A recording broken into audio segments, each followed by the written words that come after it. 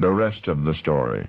Little Henry was his mother's favorite, quite a distinction considering she had 11 children of her own, all of whom she loved very much. But then Henry got sick, the croup, they thought. Papa brewed a home remedy that did no good. The child's condition grew worse, and then he died, and he was only 4. So poor were the Higginses.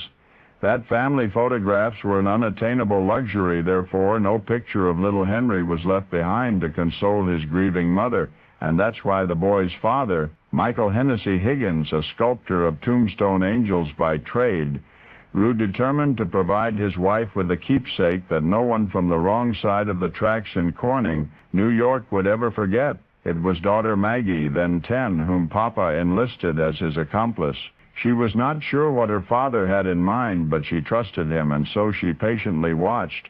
As approaching midnight, he loaded a bag of plaster powder and some tools in a wheelbarrow. She dutifully followed him in the freezing darkness to the graveyard wherein little Henry had been laid to rest only hours before. At the edge of the cemetery, Papa set the wheelbarrow on its braces and looked down at Maggie.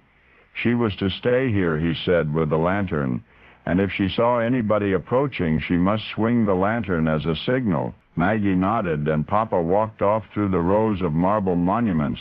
For long minutes the child hugged herself, defying the cold, gazing into the gloomy night for some sign of an intruder. At one point she was startled by a white figure standing amid the tombstones, but stifling a scream, she realized it was only one of her father's angel statues. In the not-too-distance, she could hear the sound of a shovel parting earth, and after what seemed a very long while, the thud of the shovel blade as it struck the lid of a tiny coffin. Whatever Papa was doing, it took an hour or more, the longest hour little Maggie had ever spent or would ever spend.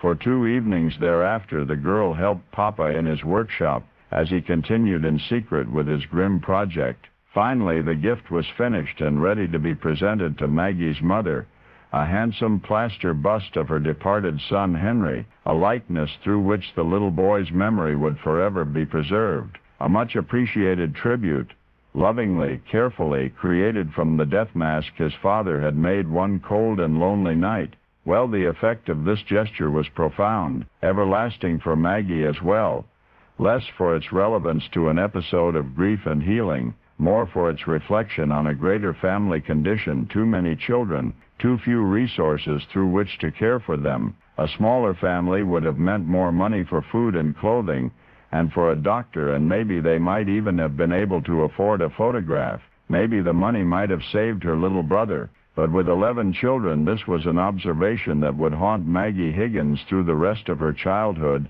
and far into adulthood until the end of her life.